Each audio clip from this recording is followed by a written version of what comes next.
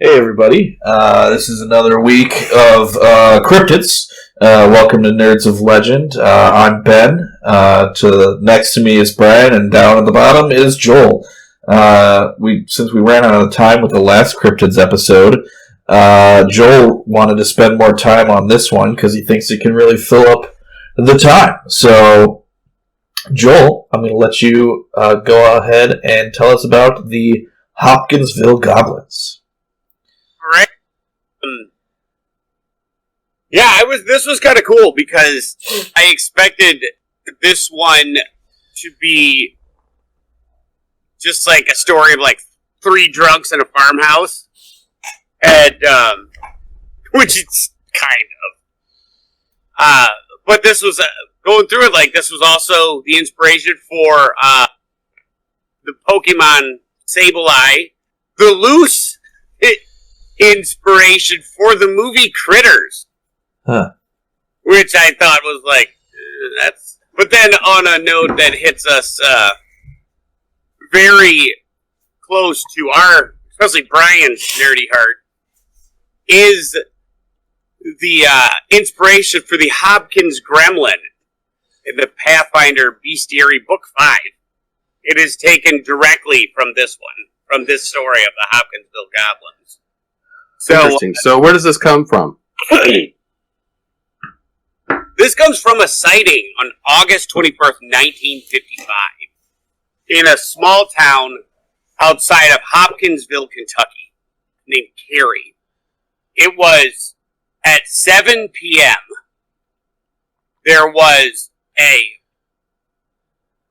while outside getting water, Billy Ray Taylor, who was visiting his mom, Glennie Langford, in her home in Cary, Kentucky, said that, and his direct quote is, he saw something fall into the backyard that was, direct quote, real bright with an exhaust all the colors of the rainbow.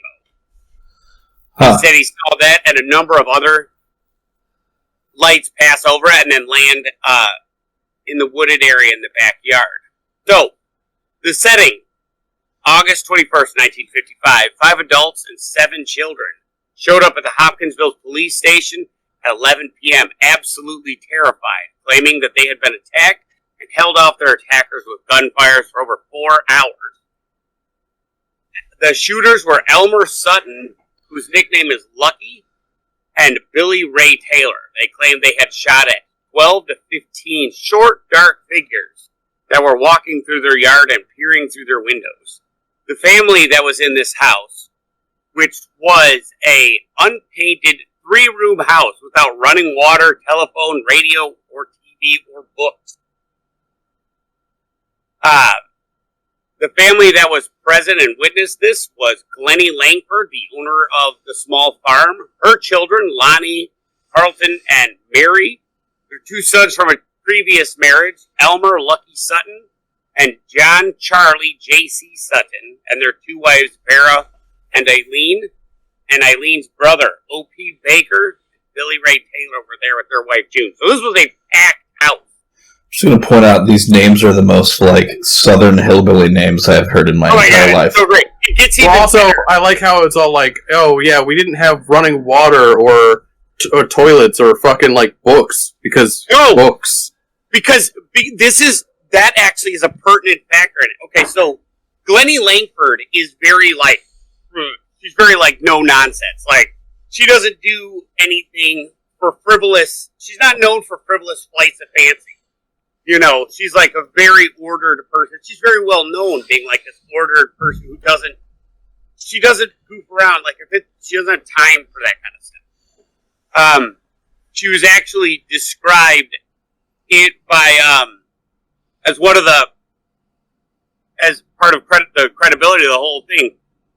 Glennie Langford was described, and this is a quote from one of the police at the time, was not a person who would make up these kind of things and was a no-nonsense matriarch. And she despised any kind of attention. She wanted to get in, get out, and not deal with any kind of attention. So it was really weird. What year was this? This was 1955. Oh, okay. And, I was expecting this to be like Prohibition era or something. No. Also, there's a lot of people that say, like, she was kind of, like, there's different groups that say that. Some sources you listen to are like, Glennie was, like, very straight edge, religious, like, no drink, no nothing. And then the other one was like, then other reports are like, we think they were wildly intoxicated. Unfortunately, I wasn't able to find any, like, definitive, like, police report, like, they came in smelling a moonshine or anything, so I don't know. But this story's been going around for so long that supposition has gone crazy, that they were drunk as skunks, and others, the ones that really want this to be true are like, they were stone cold sober. You can believe that woman has never told a lie in her entire dadgum life. I actually listened to one of the podcasts, and the podcast was called A Little Spooky, and I really liked that one. But they were talking about how one of the reasons she was believed, and they were all believed, was because she was too unimaginative. The lack of TV, radio, and books would not have given her the imagination to come up with this. In other words, she was like, too stupid to come up with something. Yeah, not so much stupid, but just bored. Like, if they make her sound like the kind of person that would be like, so tell me a story, and the person's story would consist of, I woke up, I did laundry, I cooked breakfast. Breakfast consisted of eggs and toast. It's literally like the way they tell the story is literally just the facts of the day. Yeah, it's like that's what she sounded like. Okay, but an interesting fact, and this is where the skeptics like to run with. Lucky Sutton and his wife Vera were carnies. And so their idea is that they were able to get in there, and they think that something happened, and they're like, let me tell you a story, because they were the exact opposite. They knew how to pitch the weird. And so they became really, one could argue that she might be unimaginative enough that to create a carny. that these carnies would be able to hoodwink her into believing there was some 3 foot tall gray man in her backyard. Yeah. Gotcha. Yes, they very much could. All right. But yeah, go ahead and put up that first image. The drawing. All right. Ooh. Yeah. I might restrict our faces a little bit just so we can see. So, if you want, you could like full screen that for the moment. That would be super important. Joel's face is gone. Got it. Oh, that probably will help the stream. All right. So as we said, this all took place on the Sutton's farm in Kelly, Kentucky, and I'm going to keep re-emphasizing, in a 3-room house with like 11 people in it. I will just point out that when I looked this up beforehand, because I wanted to be a little prepared, I was like, I pulled this thing up, I was like, holy fuck, it's Sableye! Yeah, it was. Actually, somebody looked at it and like, that's a Pokemon. That's a Pokemon. That's how you can tell. That's how you really know you've made it in the world of legend stories. And Pokemon is like, I can do that. And that's half of like the original 151 was just like random Japanese legends, so it works out. So, oh yeah, like Blastoise is a Kappa. Anyway, sorry, off topic. Proceed. Okay. Well, I just. And I want to emphasize when I say 3-room, this is not a 3-bedroom house, like we are, like we have. There's a bedroom, a kitchen, and a living room. I said there's a bathroom, a kitchen, and a living room. That's it. Yeah, pretty much. That's what it is. It is a 3-room. That is 3 rooms, and there is no bathroom. They didn't have that. No, that was outside the house. There's a sleeping area, there's an eating area, and there's maybe another sleeping area. I don't know. I don't know if they had a living room. But I assume with this many people, they're all sleeping areas. Yeah. So, all right. So wait, were they all staying there, or was it just some of them were there for a visit? At this point in time, she stayed there. There was the people that were there. There were like 6 people living here. According to this report, Glennie Langford lived there with her children. Now, that mind you, most of these are like older. They're not like, nobody's like 10 and under. So, Glennie Langford lived there with her children, Lonnie, Charlton, and Mary. 2 sons from a previous marriage, Elmer Lucky Sutton and John J.C. Sutton, and their wives. That's 5 adults, 3 children, and then 2 more people are visiting. Oh, sorry, 3. O.P. Baker. That doesn't even sound like a real name. That sounds like a guy who's delivering biscuits. Yeah. Sounds like another Cardi. Yeah. This whole house is just packed. It's like, according to what I'm looking at, 12 people are in this building. I think they just slept in one big pile. There's no other way I don't think you could fit anybody in this. So, how I imagine this situation is like the one guy goes outside, and everybody's piled on top of each other. They all just kind of look up, like, you know, when you see like puppies or kittens that are sleeping in a pile, just look up, except it's not as cute, it's weird. Yeah. And they're like, what's going on there? And then they just start shooting at shit. But this is the details. According to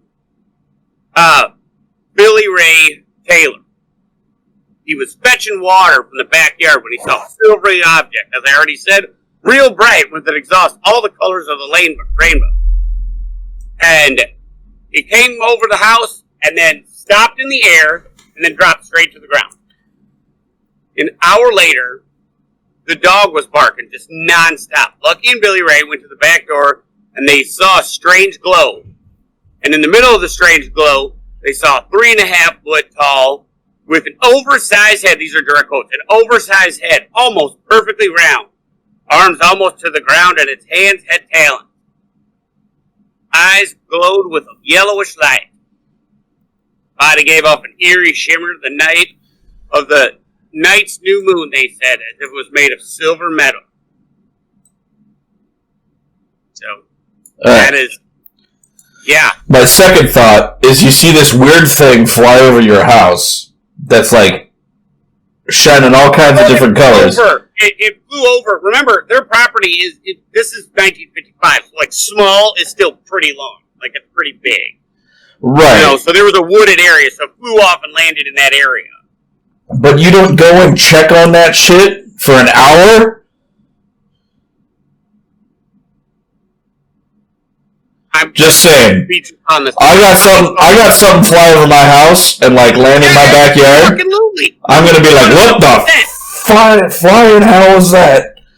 Dude, especially I want to. I gotta make sure that I gotta make sure that this shit didn't set anything on fire at least. Like, I want to read the part that would have gotten my attention. I would have been off walking immediately to go find it. It came silently towards the house, passed over it, stopped in the air, and then dropped straight to. So like it's like flying, and then it just like hovers around for a little bit, and then like goes off somewhere else. Are you kidding me? I'm gonna stop and go see what that is immediately. Yeah, that's like. But apparently he looked at it with his water pail and was like, "Time to get back to choring." And you're like, "What?" I'm just that's the part that niggles me a little bit. I'm just like, what?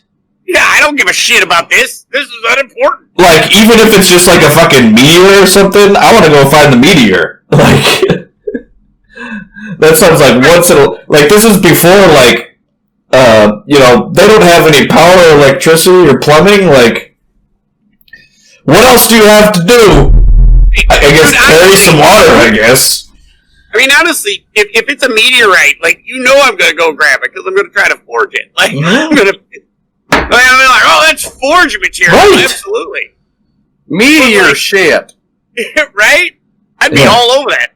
This here's a meteor piece that I made into a device. Yeah. No, and according to the comic books, if I touch that meteor, I might get superpowers. Right. Dude, honestly, I know it's not going to happen, because it's just probably like a lump of space iron. But, like, I still want to pretend like there's a possibility that, like, I'm going to, you know, get something. Yeah. He touched the meteorite. Have you guys ever seen Creepshow? No. I've heard of it. Okay. Never mind.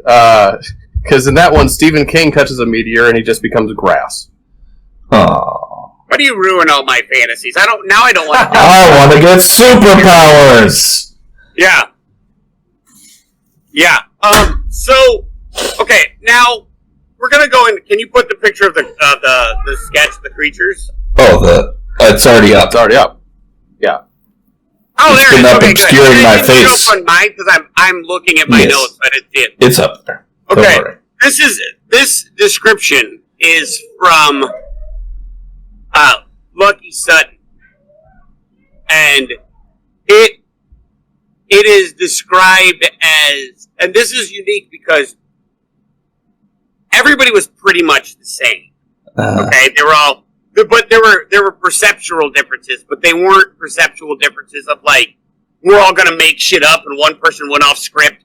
Like they were all pretty much the same. Some people were like it's 2 feet tall, some were 4, but the descriptions were consistent with that of different viewpoints, as opposed to like I'm remembering like a practice story. A practice story is almost like if everybody practices, almost always exactly the same. And there were inconsistencies in their descriptions that were consistent with a taller, smaller person. Because like if you're taller and you're seeing something in the distance, you're going to interpret it at a different height than somebody who's very small is going to. So like a child is going to be like they were 4 feet tall, while a person who's like 6 foot tall is going to be like, I don't know, 3, 2, because just the way you see things. Okay. So their differences in the descriptions were consistent with perceptual differences, not somebody that just couldn't remember the details. But this is a composite drawing by the descriptions given by Elmer Sutton, J.C. Sutton, and O.P. Baker. Oh, Jesus Christ. The names on this are so southern. By Andrew Bud Ledwith. Oh my god. Yeah. But all the creatures are described as 2 to 4 feet tall, with large pointed ears, glowing eyes, claw-like hands, and spindly legs. The legs were described not only as spindly, but as atrophied, almost non-functional, which gave them all a strange, waddling gait that was described a lot like walking through water. And at times they had these weird motions that they would look like they're not walking at all, but gliding. And there's a couple instances where when they were really going at their shooting, they're going crazy with shooting everything, there were creatures in the trees that would step out and they would float to the ground. They didn't fall. They were also described as bulletproof, but I'm thinking that maybe they just were terrible shots. No. Well, Kentucky hunters out in the middle of nowhere, like they gotta earn their own, gotta hunt their own food. So I would assume they weren't bad shots, but yeah, no. Well, it's just weird. Also, I mean, I think that the whole thing about like them being bulletproof might be kind of like a reactionary thing to like when someone says, "Okay, so you guys were like shooting out there for an hour. Is there like any bodies or anything that we need to go like?" No, they were bulletproof. Shooting for 4 hours. Yeah, 4 hours. Like after the first hour, wouldn't you be like, "They're bulletproof. This shit sucks." Yeah. No, they fired up for 4 hours. Yeah, like at that point, why don't you grab a knife and like? I mean, obviously they're bulletproof, so the knife is probably not going to do right. But you know what I'm saying? Sure. Like it's like Dune. It's like Dune. Like they can shoot at them all day, nothing. But then like a slow, slow blade penetrates the shield. Also, I would like. Wait a second. How are they even fighting these things off? Because if it's just like fucking bouncing off, they never like came Superman. in the house. The routine description of them is that first off, they never came in the house. So this sounds a lot to me like a child's story of like the monster can't get you if you pull the blankets over your head. But they never came inside. They kept looking in the windows.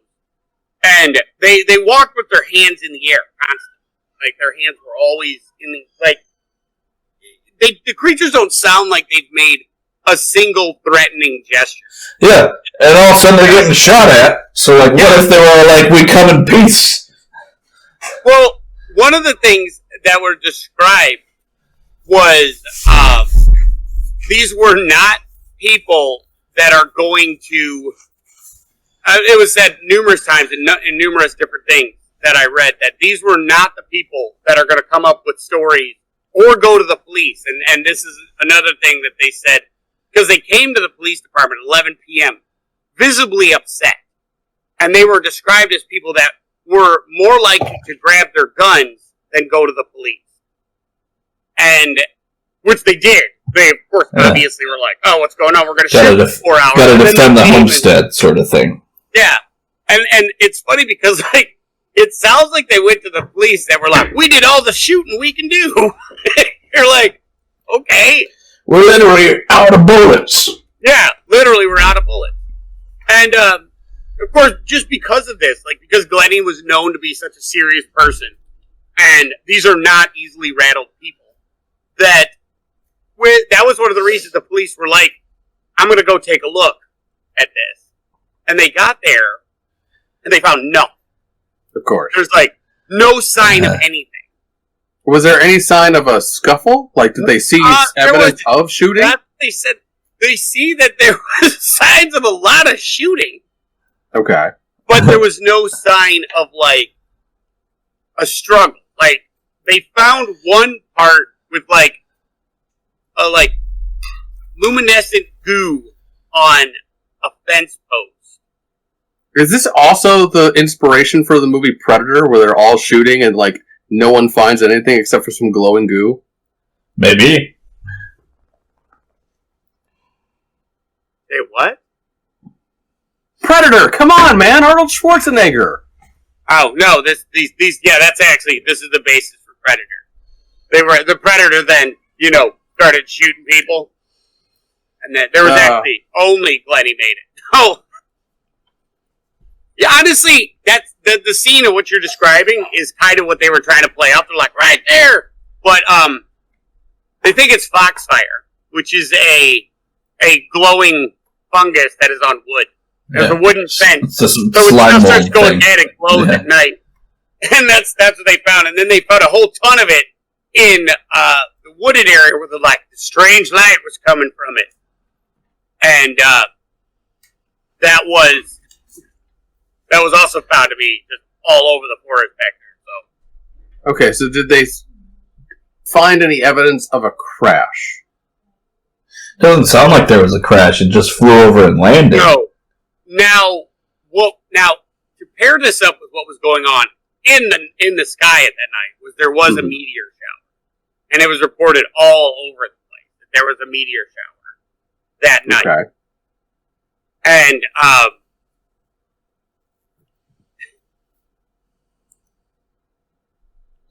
the current belief was that, and this is the one I found by aggregating a whole bunch of different sources, was that while Glennie may not have been a drinker, the one out getting the water was fucking skunk. And so was the other one that helped. So the other one that helped hold him off, Billy Ray Taylor, the fact that they were just completely blitzed. But this is another perfect moment of right time. Like in the 50s was like the high UFO time. Like everybody was like aliens, little green men. Like that was super sci-fi time. Like it was the year 1971, and we've been living on Jupiter for 10 years. Yeah. That kind of the B-movie era. Oh yeah, so great. And it actually reads a lot like a B movie. It reads a lot like something like it came from outer space. Just the most like down homey, like it came to this family with little to no technology, and they were able to hold off the alien menace. Yeah, and it does. It sounds like all of them come to because that was the U.S. at the time. It was like mostly small town. These aliens are always coming to a small town and for no reason are just fucking shit up. Yeah. Do you want the next picture? You can put either one of those up there. I like the newspaper clipping. Yeah. Can you read what's on there, Joel, for the audience? Oh, yeah. So, in this, the newspaper clipping depicts Billy Ray Taylor And Lucky Sutton, and the caption says, "This is the house near Kelly where little men from space were supposed to have been seen last night. With the gun is Lucky Sutton looking up at the porch roof where one of the invaders supposedly sat. In the doorway is Billy Ray Taylor, who says his hair was pulled by one of the men on the roof." And that it's ridiculous. I don't know how clear the image is coming up, but this goes to another point of contention in the case. Is as it started going, first off, Glennie did not want any attention whatsoever. Okay, but people didn't give a shit. This story spread all over the place, making it to newspapers in all points of the country. So very shortly, they started getting curious people who are like, "Can I see it? Can I come and look at this? Can I blah, blah, blah?" They were just trying to come in and see where this happened and hopefully, find a piece of evidence. So their original plan was to put up a no trespassing sign. We know how well that works. The no trespassing sign, the people who are into this kind of stuff are like, now it's even more real. And so that just made more people come. And so they started charging money. Okay? And, which of course... Yeah, you see a no trespassing sign. Well, it's obviously a cover-up. Well, look at Area 51. Everybody's like, it's gotta be something back there. They've got no admittance. They have no admittance on every single military base everywhere. And they're like, but this one's special no admittance. Okay. But, thank you. So, when the no admission and the no trespassing, they started charging 50 cents for admission, and hold on one second, and then $1 to ask for information, and $10 for a photograph. Just had a coffee delivery, and it was magical. And so, because of that, it emboldened the people who are like, they're just here for privacy, and they want to keep the public out. But even further, it got people who are now like, they're only in it for the money. And this is where this story, because in the original reporting, they had held them off at gunpoint. But then when newspapers started getting in there, and this is a big point of contention where people really drag onto the fact that Lucky was a carnival worker. Because the stories start getting more elaborate. He starts embellishing and adding more details. Like, it goes to this in the first one, they held them off, they never got to the house. By the time this newspaper get in there, they're posing for pictures, and he's like, one pulled his hair, which starts to take more of like, I'm just riffing type of content. By the time, by this point, all of a sudden, like, there's one that was standing on the house and was pulling my hair out. Yeah, and there's a big one like, well, they're walking around the yard and they're floating and they're moving weird. And then he's like, and then this one was just hiding out, pulling hair. That's not scary. Like, that's just, it makes him sound like more annoying. But there is a break in the conversation as like the attention starts getting there and you start getting more money to ask for information. And this is, a lot of people point to the fact that, Lucky Sutton being the carnival worker, he would get into the showman way and start adding more details. Like at one point in time, he explained to one audience member who said that he's like, I saw one that had a cape. Like, what? Like, he would, near the end, he started adding random ass details that were just to make it sound more believable. And I think he must have been the leader. Yeah, the leader had a cape on, and he held a lightsaber, and he breathed real funny. The leader had a like a stripe sort of thing. I could, you could call him like a stripe, Yeah, he had a stripe, and he kept wanting to put his fingers in water. Little bubbles came off his back. I made more of them. I had to fight them off with my Uzi that I built in my back room. So, shocking to nobody, after a period of time, the general consensus became they're just drunks. And There's a bunch of go dang moonshiners. That's what it became. The majority of them were like, they were just drunk. And this is what fascinates me, is they decided the creatures were most likely great horned owls. Yeah. Okay, I'm willing to go with this. Why? Because it's always a great horned owl. Huh? Because it's always a great horned owl. Every single one of these cryptids we looked into, it's always a great horned owl, because it's the biggest thing. One was the anteater. No, and the other one was like a literal fucking iguana that like someone cut the tail off of. So it's like, no. Okay, so why a great horned owl though? Because the great horned owls have, when they're about the same size, between 2 to 3 feet tall. The horns on glowy yellow eyes. What? Glowy yellow eyes. Yeah, their eyes are very, very reflective. They have these feather tufts that do look from a distance. Remember, the story was they were from a backlit glow in the middle of the night. To people who are probably lightly to incredibly intoxicated. They're very territorial, so if somebody disturbs something that is theirs, they're going to be defended. They're going to defend it. Now, that would explain how they were able to glide, but the walking with their arms in here is the one feature that makes me doubt it was a great horned owl. Because, like, I'm not a zoologist, but I do believe outstretched wings might look different than arms. Like, especially since they're like supposed to be like atrophied and emaciated. No, their legs were, which would also be consistent with an owl, because bird legs are, they're skinny. Birds do not move very gracefully when they're on the ground.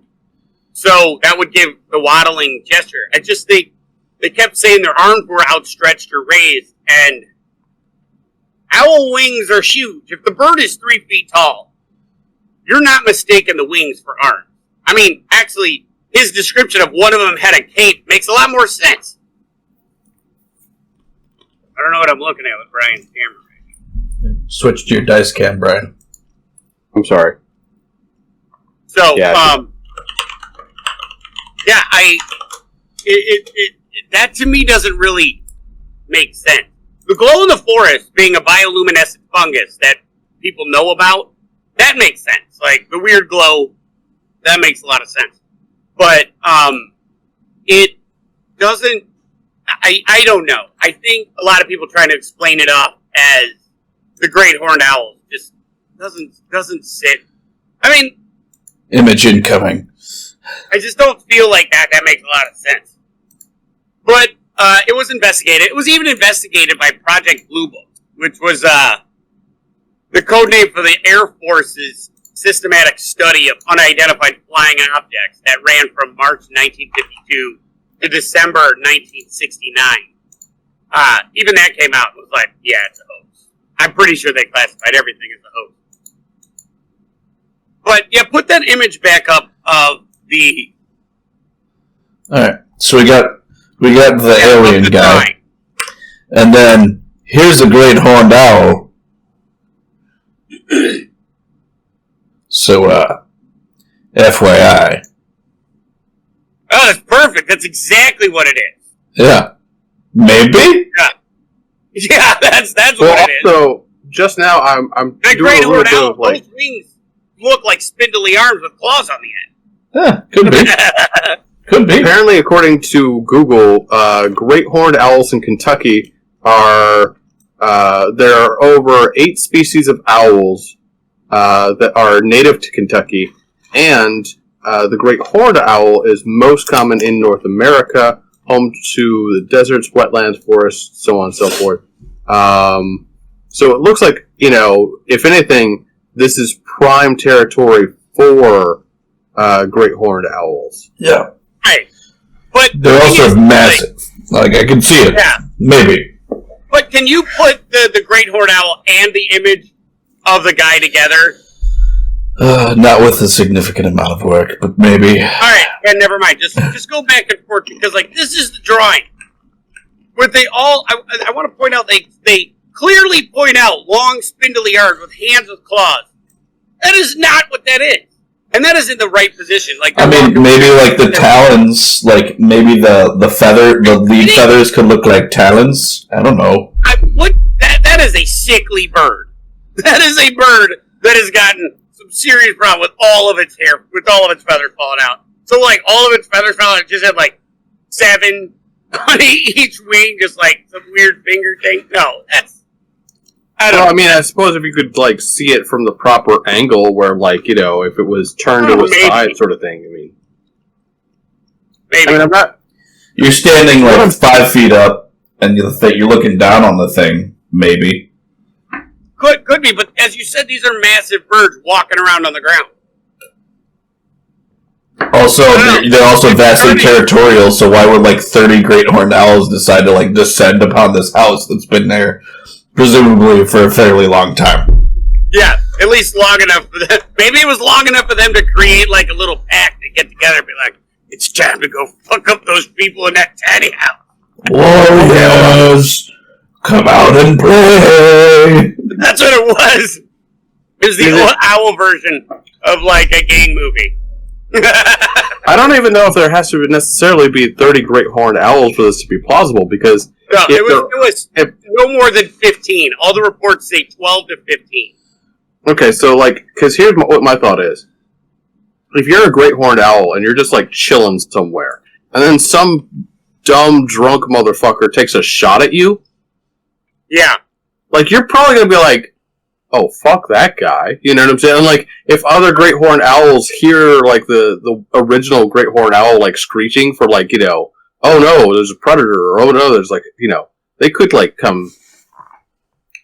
And, like, if they're coming from different sides, it might seem like there's a lot of them. But obviously, if these guys are terrible shots because they're drunk, then it's more likely that, you know, they might, like, see a couple of them, and then be like, they were fucking everywhere. There was, like, 30 of them. I just don't know a single creature that gets shot at and is like, I'm going to go over there. Yeah. I'm going to go over. It was bulletproof. Yeah. Oh, yeah, bulletproof great horned owl. I mean, how likely is it that these guys were just really, really dumb and also, like, terrible shots? Can we go to the letter written by Glennie Langford? This is her account of it in the Project Blue Book case file. So, blow it up here? This is my...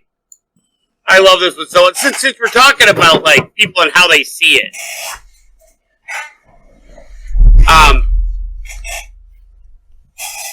Wait till Brian gets sick. Right. Okay. There's redacted parts where it took the name out, but I will read it and just say redacted for the parts that are out. My name is redacted. Age 50. I live at redacted. Hopkinsville, Route 6, Kentucky. On Sunday night, August 21, 55, about 10:30 p.m., I was walking through a hallway which is located in the middle of my house and looked out the back door / south and saw a bright silver object about 2.5 feet tall appearing round. I became excited and did not look at it long enough to see if it had any eyes or moved.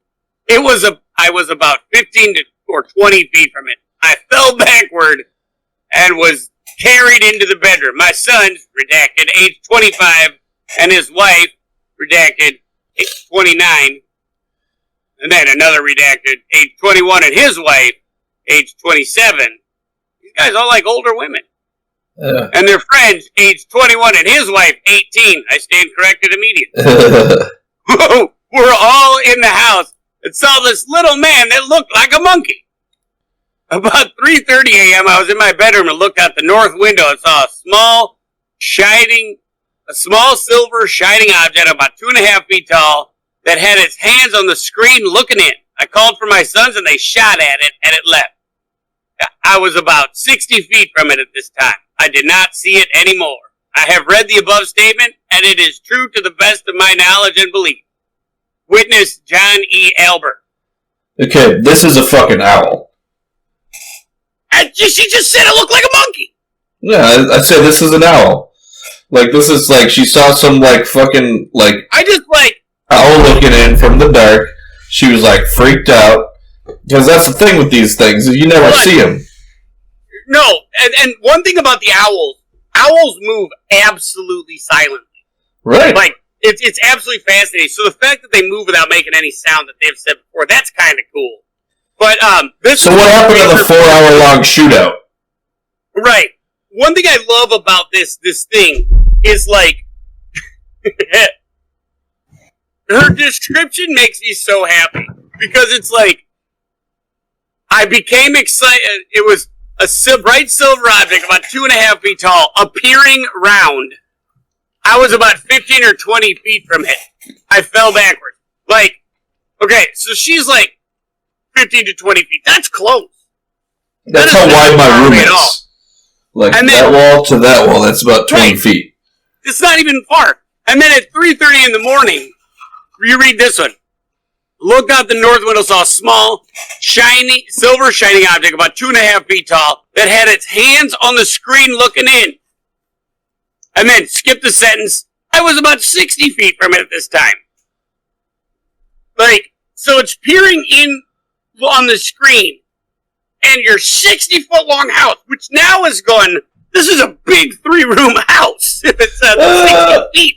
Well, I think that's like the last time she saw it was at 60 feet away. In the last paragraph, as it flows, it says, I saw a small shining, and this is directly from the Project Blue Book. So this is like reporting it to the Air Force. It was 2.5 feet tall. Its hands were on the screen looking in, and she was 60 feet from it. Like, part of me is thinking these people don't know dimension. Like, part of me is like, the second part of me thinks they live in a TARDIS. Okay, well, here's the thing. I hate to kind of, like, go this way, because, like, I'm not trying to sound condescending to them, but they're very clearly not very well educated. I don't think this was ever in dispute. Like, no, these are clearly not. So, like, the question here is, like, A, how many of them exactly were drunk? B, how many of them actually knew, basic, like, I don't know. It just seems very, like... Especially since, there's apparently a 4-hour-long shootout, but hers, it sounds like she saw a thing, fainted, woke up later that night, and then saw it again, and then they shot at it, and it left. Yeah. And that was it. So what happened to this 4-hour-long shootout the other guys were having? See, that's the thing that gets me. Is there's one thing that draws... Like, I had friends that were from very, very rural Kentucky. I mean, like, I don't even... Like, they were probably moonshiners. Like, they lived on the top of a mountain. And they didn't know... They didn't read or any of that stuff. Like, they weren't very... They were awesome people, but they weren't, like... Very book smart. Yeah, absolutely not. But they knew every fucking thing that lived on that land. Like, they knew everything. They knew every plant. They knew every animal. They knew everything. I do not see, no matter how drunk they are, if these are people that live off their land. Now, the Carneys coming to visit, I could say, because they came from the East Coast. Okay, they were visiting. I could understand them being like, what the fuck is that? But I don't see somebody, no matter how intoxicated you are, that are going to interpret an owl as an alien. Like, I've been shit-faced. And I lived out in the middle of nowhere as a kid, and I didn't see a bat, and I wasn't like, it's fucking alien. No, you know what it is. You know by how they move and how they do everything. The creatures in your vicinity that you're aware of, I've never saw a deer and was like, it's Beelzebub. Never. Well, okay, because here's the other thing that we have to ask, because when we're talking about this sort of thing, language plays a big part. Because I would love to know some of the questions that were asked of them. Because, like, if you ask a question in the right way, you can lead someone through an answer. You know what I'm saying? Like, if you actually raise a good point in this, too. Because just thinking of the way words are spoken. Mm-hmm. You know, and you go to her report and you read it like this. You know, I looked out the back door and saw a bright silver object about 2.5 feet tall appearing round. That sounds like she saw a big ball, right? Just a 2.5 foot tall, roundish thing. But then you add the southern accent to it, you know, and then I saw a bright silver object about 2.5 feet tall appearing round. Now it sounds like walking around looking around, you know, and just the way that is important. Like, if you take it and interpret it one way, appearing round could say to how we're speaking that appears round, but appearing round can also be looking around, or it could be peering round. You know what I'm saying? Yeah, like not just appearing, but peering round. Yeah, looking around. So it could be, and that changes. I know it's just a little thing. Yeah, the way it's interpreted does make a difference. Because you're going to get places that say appearing round or looking around or all this other stuff. And the way you emphasize the word will say it. And if you just read it, right now, as I just read it, I read it deadpan, no accent, 2.5 feet tall, appearing round. I read it as a 2.5 foot in diameter ball. Okay? But if it's appearing or looking or however you want to say, what if it then changes to a 2.5 foot tall creature looking around? That's a big difference. The way people talk and interpret is very important because we do have these different regional dialects that do sound incredibly different. And a person from the West Coast is going to hear somebody in the Midwest and be like, what are you talking about? So, okay. I mean, that's a valid observation. Something that I kind of wanted to touch on, and this is where I think this is maybe a good spot to, I don't know, maybe, and we're getting close to time, so... Yeah. Well, go ahead, and then we're getting closer to time, I should say. I personally am one of those people who enjoys cryptids and the, you know, various supernatural phenomena. You know what I'm saying? The possibility of psychic ability, the, you know, appearance of extraterrestrials or, you know, unidentified flying phenomenon. Anything that, you know, can be looked at and, you know, it all interests me. But at the same time, I'm very hesitant to take anything for certain, if that makes any sense. Because I feel like there is a difference between the kind of people who like these sorts of things because they're entertaining and they're fun, and then other people who want to believe certain things because it makes their worldview easier. Like, why is this a thing? Well, because it is this. You know, like all of a sudden you don't have to think about something. Everything becomes clear. You don't have to say, I don't know. You say, oh, well, it's clearly this. You know what I'm saying? Like, you have the people who replace what is in our reality because they don't have satisfying answers for it with their own internal story of what they want to believe, which kind of gives them a way of saying, like, no, this is the way it is. Right. I find this a lot with, like, spiritual healing, you know what I'm saying? Where it's like, people who often feel let down by modern medicine because they can't cure, like, something like an autoimmune disease or whatnot, they'll often turn to mysticism as a way of, like, taking control back of their lives. Right. So, when I'm looking at this story, I want to know more about it, especially, like, have there been any sightings since this incident? Do they correspond? That's actually what I was going to bring up. And my last point is the credibility of the sightings is in 1956. Isabel Davis, who was a prominent UFOologist, which is said that not only was this similar, but they correlated with cases all around the world at the same time.